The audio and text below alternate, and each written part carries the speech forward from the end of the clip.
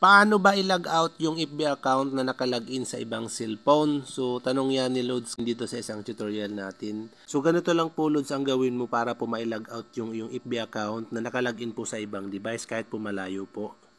Open mo lang po ang iyong Facebook account and then dapat nakalagin ang iyong account dito sa Facebook. Pagdating dito sa iyong Facebook, pumunta ka dito sa tatlong slash or dito sa profile mo, click mo. Pagdating mo naman po dito, scroll up mo. Pumunta ka dito sa setting and privacy and then click mo naman itong setting. Dito sa iyong setting, hanapin mo po itong account center. Minsan po nasa baba yan, minsan nasa gitna. Scroll mo na lang po and then i-click mo ang see more in account center. Pagdating dito sa iyong account center, scroll up mo lang po. Hanapin mo itong password and security. Dito sa password and security, hanapin po natin itong where you login. Ayan, click natin yan. And then, i-click naman po natin itong profile natin na nakalogo ng Facebook.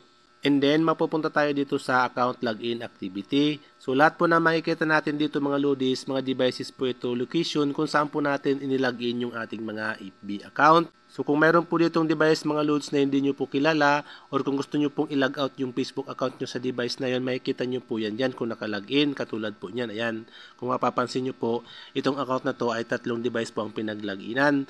So, ngayon loads, para po tanggalin yan or i-log out, i-click mo lang po yung device na gusto mo pong pag-log outan. So, halimbawa po ito, click lang natin. And then, i-click mo po itong log out button. And then, lalabas po ito. Click po natin itong log out button ulit.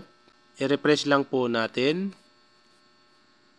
So, ayan po. You have been successfully log out. And then, makikita nyo po, wala na po loads. So, ganun lang po ang gawin mo para po malog out yung iyong Facebook account sa ibang device.